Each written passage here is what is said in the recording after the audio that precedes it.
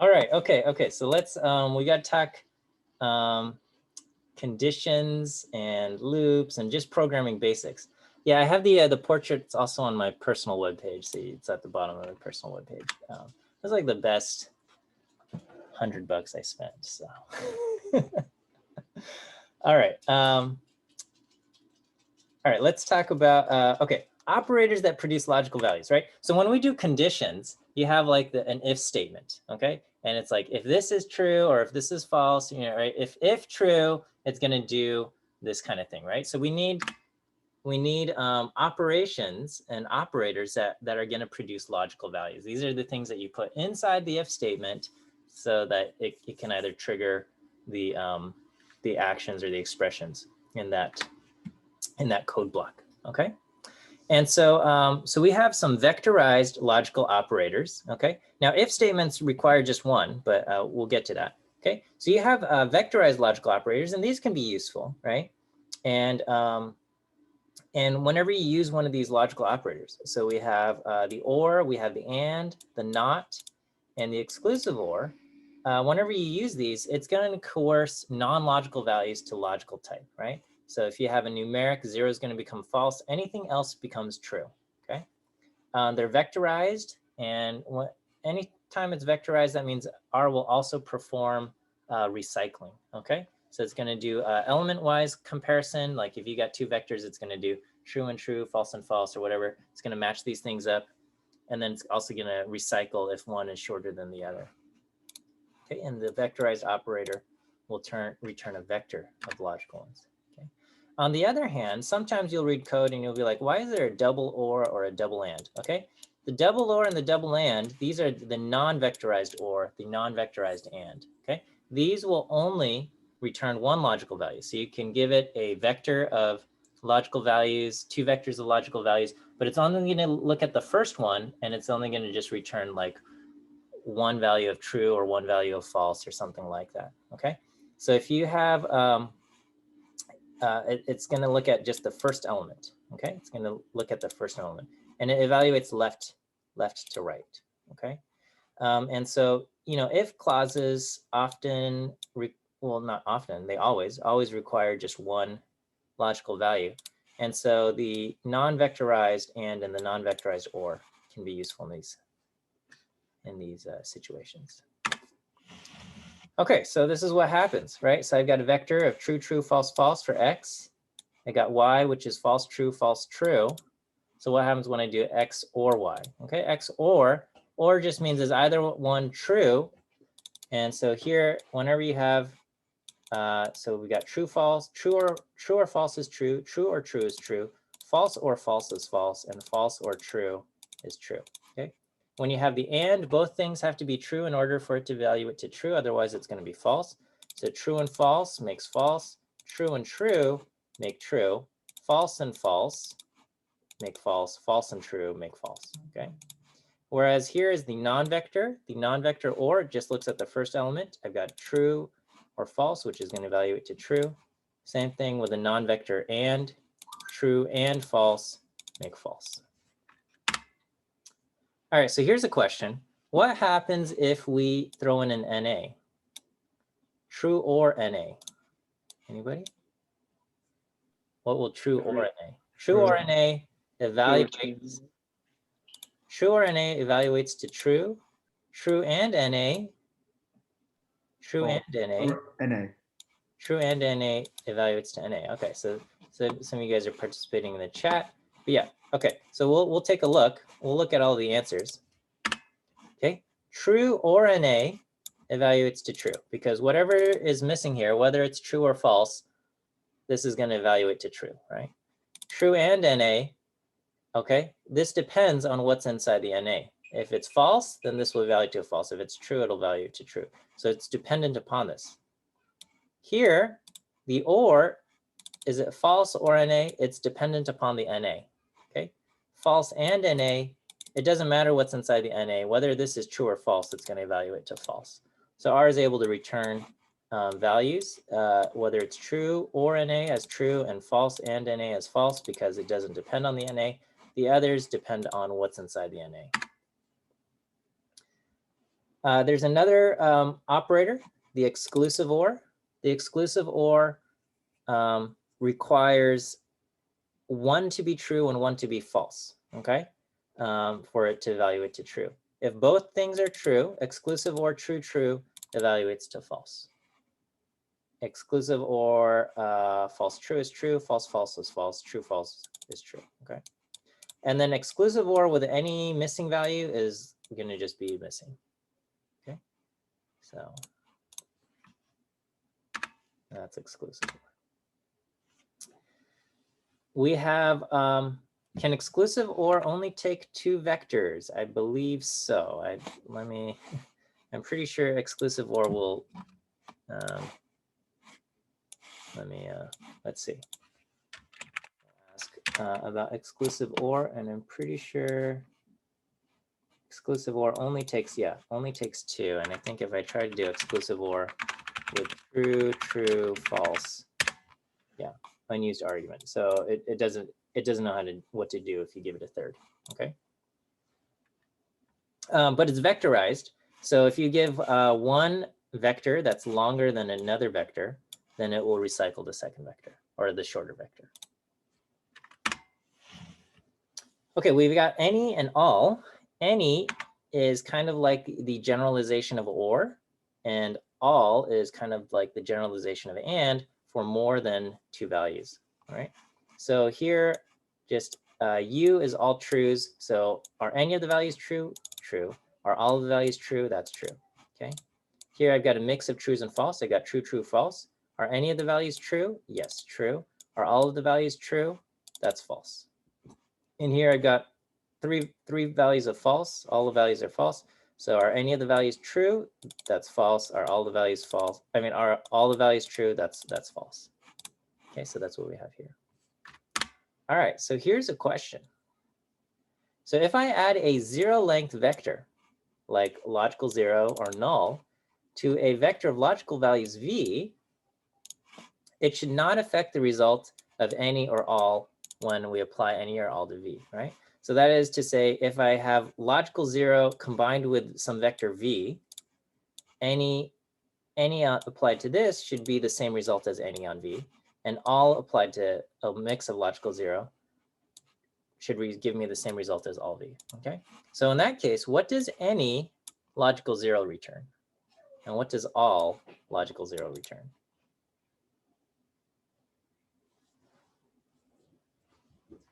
Okay, so we got some answers here.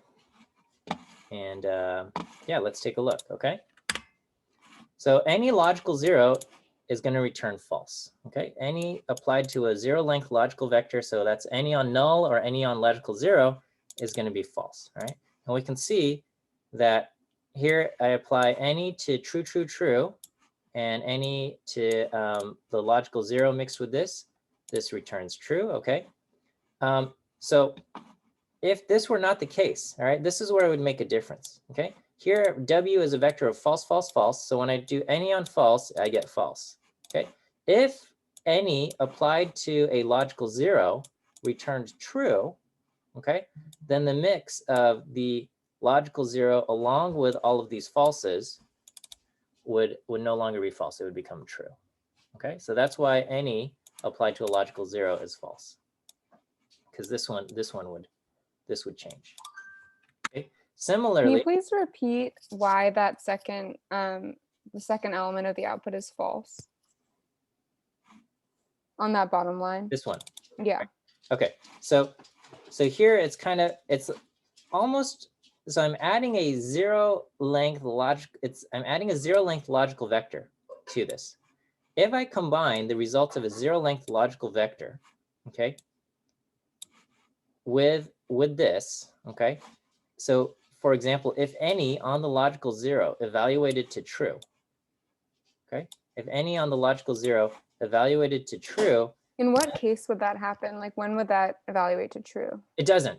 Oh, okay. The so rule, this is just a hypothetical. This is the hypothetical. If this didn't evaluate this way, right? If any on the logical zero didn't evaluate false, we would run into problems because the result of this thing, any applied to the logical zero plus W, would end up being true. okay, which would give a different result from over here. And we need to have, basically, when you add a length 0 logical vector to an existing vector, it should have no effect, right? Because you're basically adding nothing to it. Thank you. Yeah. Okay. Similarly, we have all on the logical 0 is going to be true. Okay. And this is kind of like a trick question, trap question, where it's like somebody on an interview intentionally makes some weird convoluted question just to kind of see if you catch this. But here you've got all on, if you test all on null or all on logical 0, it's going to evaluate to true. Okay. And the reason for this is that if it evaluated to something other than true, okay, all applied to a mix of the logical 0, length 0 logical vector, along with this vector that's all true, would evaluate to something other than true. Okay. All right. And then these all evaluate the same. Okay. We've got a bunch of comparison operators. Comparison operators produce logical values. Okay. They're vectorized. They perform recycling. Okay. And I think you guys are already familiar with these, right? Check for equality, at least equal in value. Okay. Not equal, greater than, less than, things like that. Okay. Greater than or equal to. You also have this. This is technically not a comparison operator, but it's a match, and you can give it a vector of x and a vector of y, and it will return results for every value in x to see if that exists inside y. And so numerically we use the comparison operators most frequently for numeric things, but if you do some kind of comparison for character strings, comparisons are based on alphabetical order, and the alphabetical order is in kind of this arrangement. The symbols come before 0, which comes before 1, which comes before 2, 3, all the way up to 9. And then lowercase a comes before capital A, and then it goes alphabetically through the alphabet until you get to capital Z at the end. Okay, so if you do a less than check with characters, 10 gets alphabetized before 2. Okay, and that's kind of a little bit of a weird thing, but it also kind of makes sense, right? If you had to alphabetize these, not paying attention to their numeric value, 10 will come before 2 in alphabetical order. Okay, of course, if you use the numeric values, 10 comes after 2, so this is false. Okay, and just for reference, as far as the ASCII symbols go, this is kind of the order that R puts them in. There's also a bunch of is functions, okay? And these will return logical values. So you can say is NA, is null, is atomic, is logical, et cetera, things like is data frame, is factor, is function, all of these kind of apply, okay? And again, if you want to check for if something is a missing value, you have to do is NA. You can't do NA equals NA because that's going to return NA. And then null equals null is going to return a logical 0. So you have to ask, is it null or something like that? Can you use is.vector? Yeah, I guess I could have listed that here. Yeah, is vector is a thing that exists as well. This is not supposed to be comprehensive. There, anytime you introduce a new function or a new package, it probably has a bunch of is. There's a whole bunch of, even in base, is functions that I didn't cover here. All right, so let's talk about conditional statements. These are your if statements, okay? So you do conditional execution of code blocks is done via if statements. And then you write an if condition, right? The condition inside an if statement, this has to be a length 1 logical vector, and it cannot be an A, right? So you cannot do some kind of vectorized thing in here. I mean, if you do, you'll get a warning, right? So conditions of length greater than 1, they're accepted with a warning, but only the first element is used, okay? Other types that go into the condition, they're going to get coerced to logical if it's possible. If the condition results in NA, you get this error, missing value or true false needed. If the condition is length 0, you get an error, argument is of length 0. Okay, so these are kind of some common mistakes that you might run into, and these are almost if you see these errors, almost certainly going to be caused by an if condition. It's possible you get something somewhere else, but this is probably what's causing, right? If you use curly braces to group the expressions that will run when the condition is true. And if there's only one line to run, then the curly brace is optional. But other than that, that's what we do. All right, so here I've got x as the vector 1, 3, and here's a conditional, here's a logical expression is 1 in x, and that's true. So I can do if 1 is in x, execute this line, print hello, and so it's true, and it executes and it prints out hello. Here, my logical expression is going to be x greater than or equal to 2. X greater than or equal to 2 returns a vector of logical values, and it's going to be false true. Okay, so this inside here, I've got if, and I got a vector false true. And so it only looks at the first value, the false. Okay, and because it's false, it doesn't execute this line. Okay, print hello again does not get executed because the first value is false. However, it does see that there's 2 values in here, and so it gives me a warning. All right, it says the condition has length greater than 1, and only the first element is used. All right, here I have just the opposite. X is less than or equal to 2, so now I get true, false. And because this statement is true, it's going to look at the first value is true. It looks at the first one, and it does execute this, so it still gives me the warning that only the first element is used, but then it does execute the line that says print hello again. If you do have some kind of logical vector with a length greater than 1, you might consider using something like any or all, which will take a logical vector of length greater than 1 and compress it down to a single logical value. Okay, and that goes in there, and now there's no warning, no complaint, and this because it evaluated to true, it's going to go ahead and print the line. All right, if you get an NA, you get an error. Okay, so here I've got x, length 3 logical vector, and we learned on Friday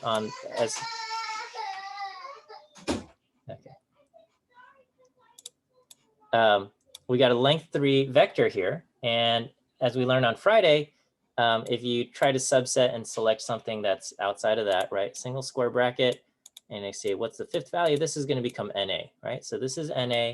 Is NA greater than or equal to 2? The result of that is NA, and so now you get an error. It says missing value or true, false needed, right? And this is a common error that you run into, and it's almost certainly going to be triggered by an if statement. And so, the error will tell you error and if this, and that's going to be, that will tell you like at least what values you should look up as far as why you're getting an NA. Okay. Here, if you have a logical 0, again, you're going to get some kind of error, right? So here I've got x being 1, 2, 3, and if I ask which values of x are equal to 4, normally it'd give you the index of whatever value equals 4, but here I get none of the values equal to 4, so I get integer 0. And if I plug that into here, like which x equals 4, is that equal to 4? That gives me argument as length 0, because this here is an integer 0 equal 4. That's going to be length 0. All right, is this all right for the if statements? Okay.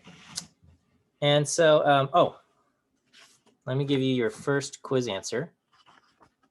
Let's give you your first 2. First 2 are A and E.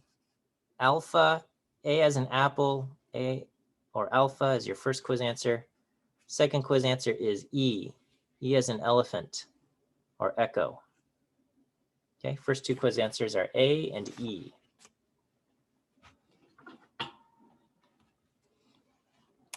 Okay. We can have else statements and else if statements, and this is how you set it up, right? I think you guys are familiar with this. you have to use curly braces if you're going to do use an else, okay? And if you're going to start an if statement, it's got to start on kind of the same line as the if. So you got an else if and an else if, and here's an else. And this is only, the else only gets triggered if the if statement is false, right? So if x is less than 0, print that it's negative. Otherwise, check to see if x is greater than 0, and if so, print positive, and otherwise print 0, right? So here, when we run it, it prints out positive. Okay, so here x is 0. This is false. It triggers this. This is false. And so it triggers the last statement and it prints out 0. Okay, but here I've got x. So if I do x is greater than 0, okay, and I set x equal to 3, it's going to look at this. This statement is true. X greater than 0 is true. So it's going to print positive, and then it's going to skip all of this. Okay, it doesn't look at any of this stuff. Okay, because this first statement was true. Okay. What's the difference between print and return? Return only exists inside of a function.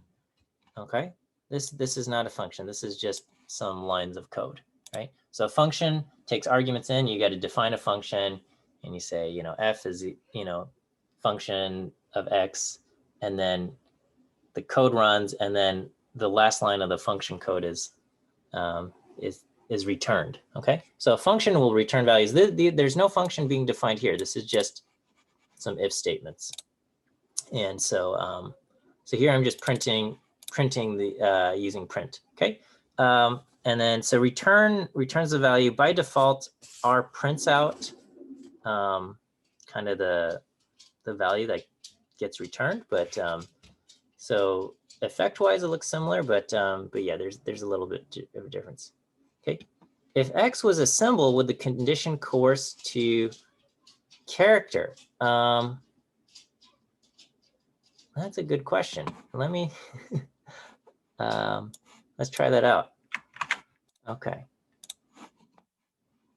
So we'll run this. We'll copy this.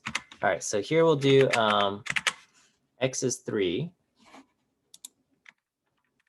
and all right. So let's just see. Let's see what happens. Okay. All right. So that prints out positive. But what happens when I do x greater than 0? This is true. Is that, well, is 3 greater than 0? Let's, you know, let's try. Can I make my RStudio screen a little bigger? All right, sure. Let's see what I can do here.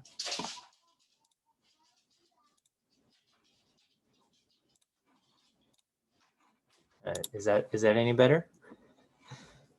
I don't know. Okay. Well, here. Well, 3 greater than 0 is true anyway. But okay, let's do pound. This is false. You know what? Okay, let's throw this. Yeah, I don't know what to do. Okay, so 3 greater than 5 would be false, but then I don't know.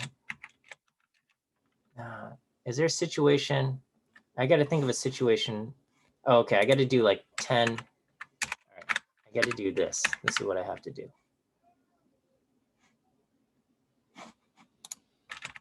Sorry, I want to. Okay, so that's false, but we know 10 greater than 2 is true.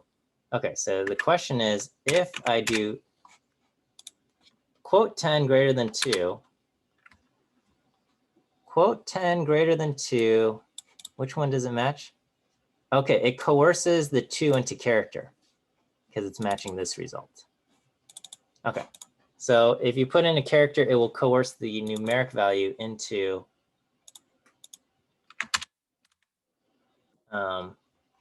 it will coerce the numeric one into a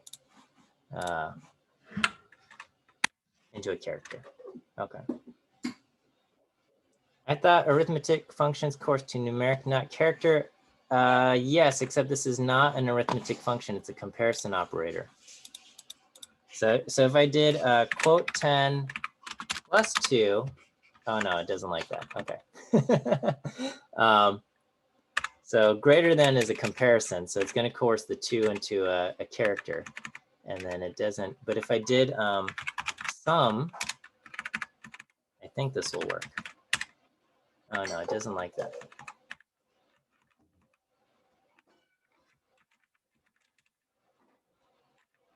Okay. No. It reads 10 is less than 2. Yeah, that's correct. Because of the spelling. It's like, it's alphabetized. Okay. Do the coercion rules for comparison operators follow the same rules as the hierarchy? I assume so. I haven't like fully tested all of these things out, but I am assuming so. Okay, all right, so we got this and this. All right, that's fine. If is not vectorized while if else is vectorized, okay? So here,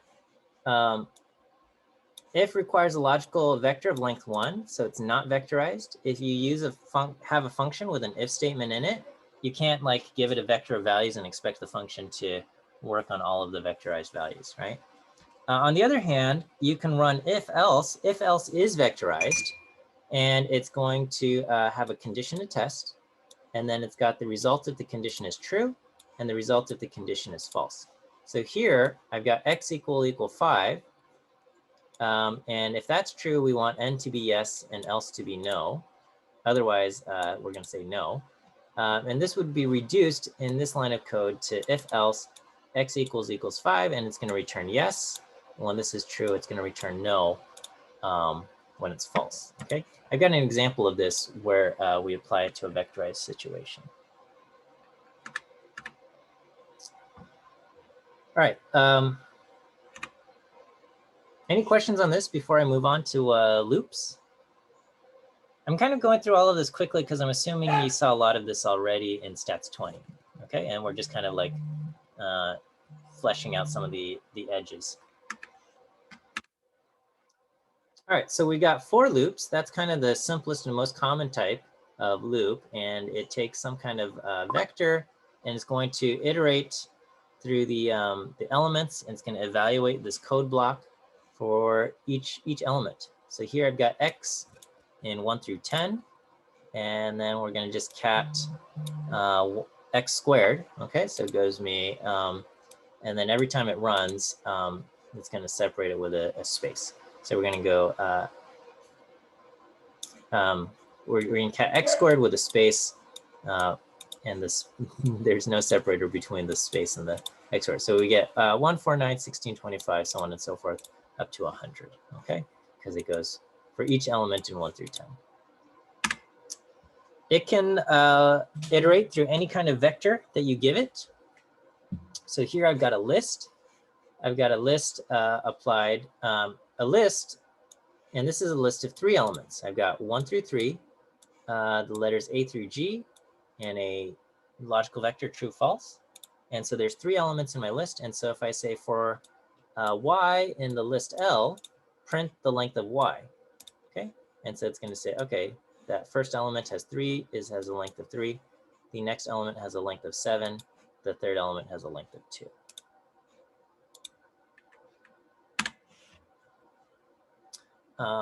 There's a data set called state names. All right, so we got Alabama, Alaska, so on and so forth. And so here, this is a vector of names. Okay, a character vector. And I can say, you know, for each basically element, each element is a state name. Okay, we're going to say cat state has this number of characters in it, this number of letters in its name. Okay, and so the way you count the length wouldn't work, right? What would happen if I did cat state has length state? What would it output?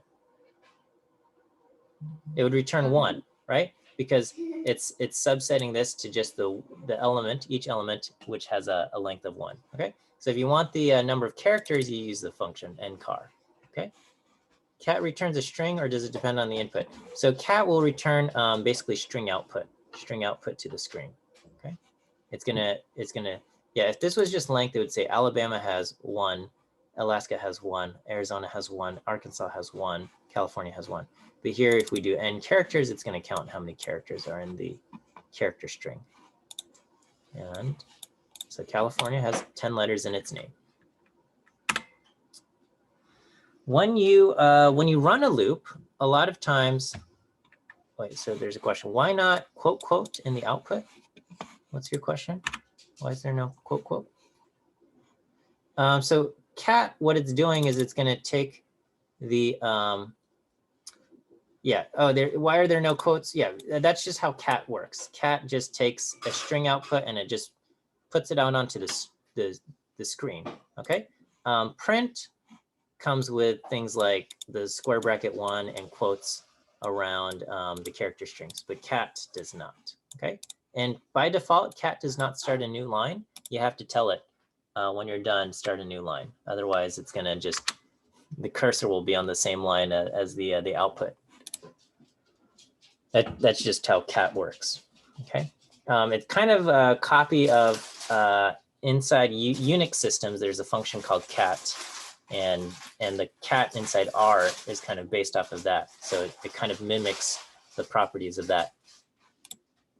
Okay, which explains the behaviors of cat, which seem a little odd compared to the rest of R. Okay. A lot of times you'll need to run a loop, and you want to store the results of the loop. Okay.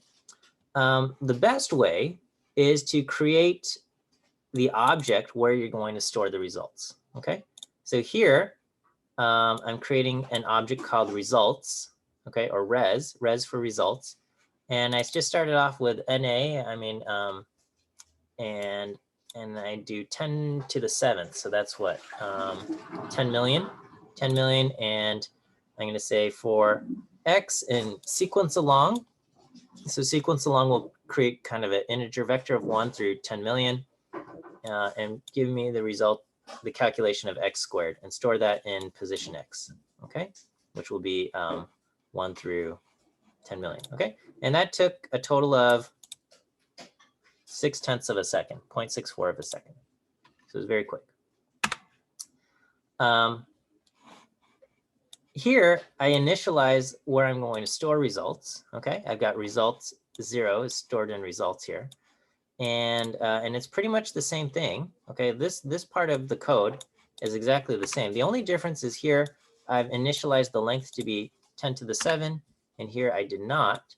And so every time you run, R is going to have to resize this object. It starts off with length 1, and then gets resized to length 2, resized to length 3, and this just takes a little bit of time for R to do. Okay, we have a question. Wait, is it user preference to do I in thing or X in thing? Oh, the letter I or X, that doesn't matter. I think a lot of people are IJK, like to use IJK. You can also do like I, double I, triple I, I. And that will give you like, things like that. I don't know. Whatever letters you want to use, it doesn't matter. Okay. What happens if you don't set a length for the output? Yeah, it's going to just have to resize, and it's not that big of a deal. Okay. Does storing results as numeric 0 also work? So you can initialize results as numeric 0. Okay. And then it'll have to resize. Okay. So what my question was asking was like, if you don't know how many, like how the length of your output, like if one time it could be 3. If you don't know how the length of your output, then yeah, just you'd have to leave resize it like this and let it be resized. Okay, thank you. That's fine. Yeah, if you don't know how big it's supposed to be, then yeah, let R do the resizing for you. Okay. The worst is to do this, is to initialize with something, and then and you'll copy, basically combine the current results with the kind of the new result, into results, right? And so this will kind of grow, and it's just kind of like take the current thing and tack something else on and tack something else on and tack something else on. Okay. Now, if the number is small, then it's not that big of a deal. It's not going to take that long. Okay. But here, I just did 10 to the 5, which is 100,000. Okay. And it took a long time. And then I tried doing 10 to the 6, but like my computer like stalled for a very long time. And so I never got to see the end of it. Okay. So, well, I just lost patience. I think I let it set for like 10 minutes or so, and I just lost patience. So, so I stopped it. Okay. So even at 10 to the 5, which is 1/100th of doing 10 to the 7, it takes just way, way, way longer to do something like this.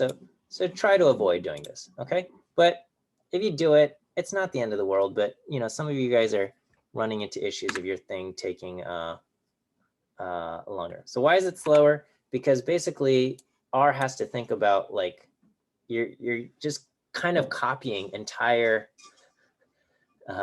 entire objects. Okay, and that takes a lot of overhead. Okay, I gotta work a little bit faster here. While loops. So while is just going to keep running, okay, until this condition becomes false. So you've got a condition here. So I got while I is less than or equal to 10. Just put into results position I, put in I squared. Okay. And then so it just runs and then it iterates. We're going to add 1 to I and it goes to the next iteration, right? So we start off with I equal to 1. We put in 1 squared and then it goes to the next 2. 2 squared gets in position 2. 3 squared it iterates. I becomes 3. 3 squared gets put in position 3 and so on and so forth. Okay. So then what is the value of I when the code finishes? All right. Well, after 9, I is 9. We add 1 to 9. I becomes 10. I is 10. 10 is less than or equal to 10. That's true. So it's going to execute this code. We're going to put in position 10 in results, 10 squared, 100. Okay. Then 10, I becomes 10 plus 1, which is 11. I becomes 11. This starts, it evaluates, is 11 less than or equal to 10? That's false. And so it stops. It stops the loop. So I is going to take on the value of 11. Results will go all the way from 1 to 100, and then we're done. Okay, so if I ask what is I at the end of the code, I takes on the value of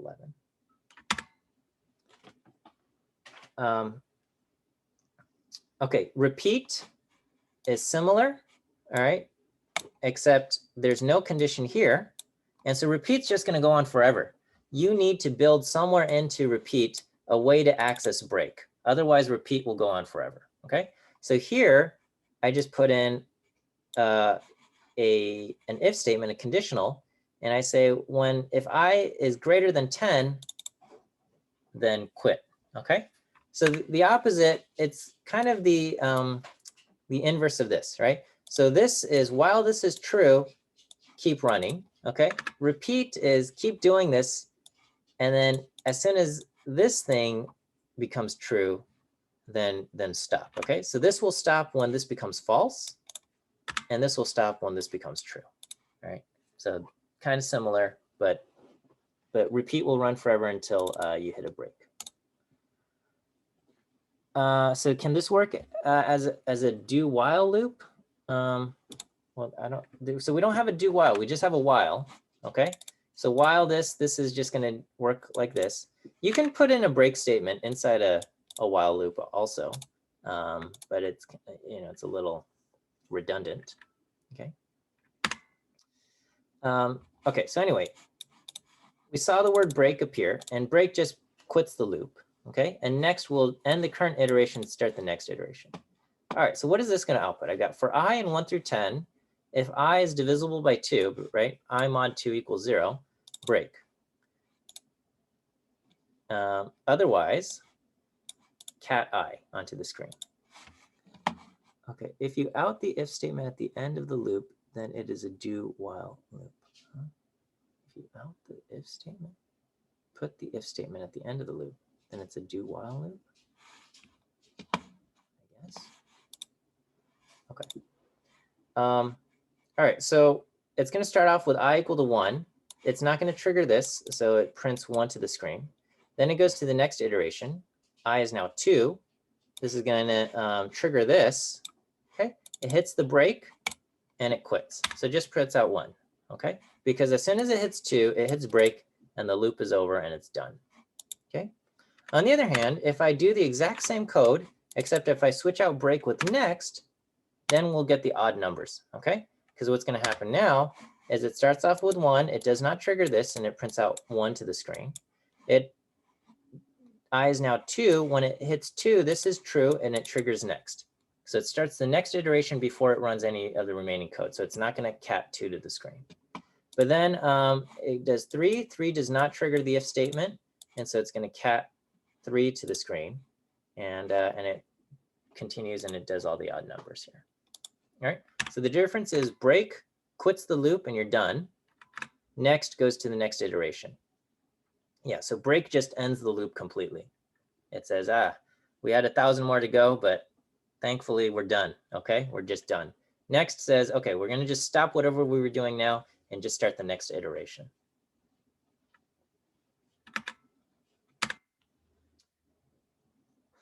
You have sequence length and sequence along. Okay, so we had something similar. And sequence along is going to kind of just produce a vector of integers that kind of count along the elements in whatever object you give it. Okay, so L is a list of length 3. So sequence along is going to produce a vector 1, 2, 3, right? And so here I want to get the lengths in L. And so notice here, X is going to take on the values 1, 2, 3. And so to get the length of L, I have to do L double bracket X. Okay, double bracket X is going to give me the element inside. Okay, because if I did single bracket, it would just be a list type. So here I have to do double bracket X, and it gives me the element. And that will be an element of length 3, element of length 7, element of length 2. And we can kind of put those into the results vector. All right. These all look like they do the same thing. A lot of times you'll see 1 colon length L. A lot of times this is fine. Okay. Maybe in stats 20, they said, don't do this. And it's probably not good practice. Okay. It's probably not good practice to do this because you can run into issues. But a lot of times I do this, right? Because it's just quick and easy. It's not that big of a deal. Okay. Sequence along L will do this. And then you can also do sequence length L, and you all kind of get similar results. Okay. The reason why you don't want to do 1 colon length L is that sometimes you can end up with this situation where if you have a length 0 object, okay, and if you do 1 colon the length of this, it's going to create this vector 1, 0, and then that's going to cause problems, right? Because here you're trying to subset L to the first element, and then you get a subscript out of bounds because that thing doesn't exist. Okay. Whereas if you use something like sequence along an empty list will give you a 0 length integer vector. And then if you try to run a for loop along sequence along here, a 0 length integer vector, nothing gets executed. Okay, a for loop done to this 0 length integer vector is not going to do anything. Whereas over here, the for loop is going to start off with x equal to 1, and then it's going to try to do x equal to 0. But this will cause problems. Okay, so that's one thing to do, right? I do for x and 1 colon 10, 1 colon 100 all the time. So it's just when you're writing a function, you shouldn't do this because when you write functions, your users of the function can do something silly and cause things to break. Okay, I got a couple minutes left. Let me just get through one example in the vectorizing code example quickly, and then I'll let you guys read the rest of the slides as well. Let me give you the last quiz answer while I'm at it. Last quiz answer for today is B. B as in bear. B as in bear is the last quiz answer.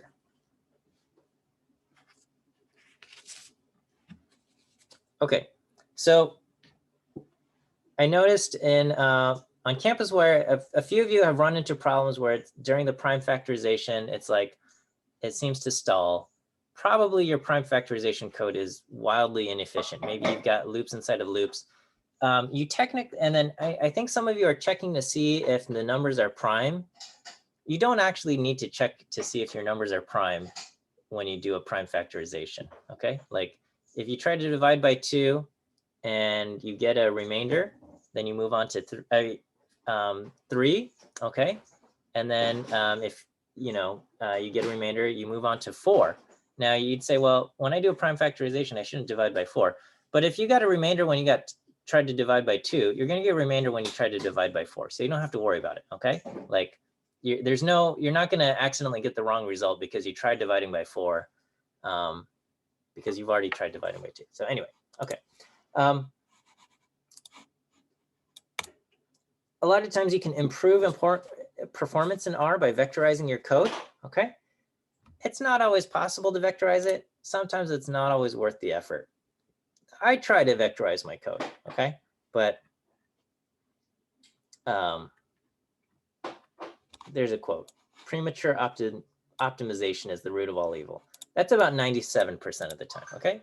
But we should not pass up our opportunities in that critical 3%, okay? That's Donald Knuth. All right, so here is an example from the textbook, okay? Scientific Programming and Simulation Using R. And so basically we have this piecewise function. When x is less than 0, we want negative x cubed. When x is between 0 and 1, we want x squared. And when x is greater than 1, we want the square root of x, okay? And we can do this. We can write a function, and we can do a check. We can do f of x, right?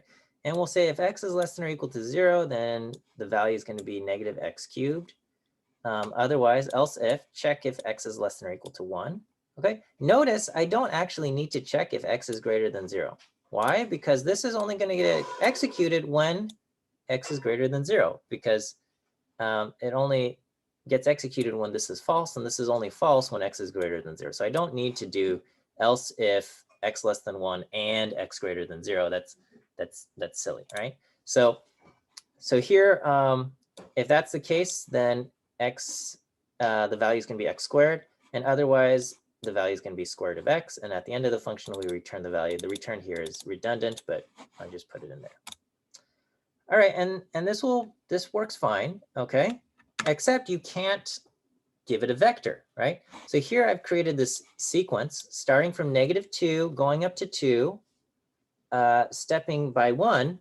And if I just try to plug x into the function f and I say these are the values I want to plot, it's not going to work because f is not vectorized. What it's going to do is it's going to take that first value, which is -2, and it's going to evaluate this, and it's going to say, if 2 is less than or equal to 0, yep, that's true, then the value returned is going to be negative x cubed, okay?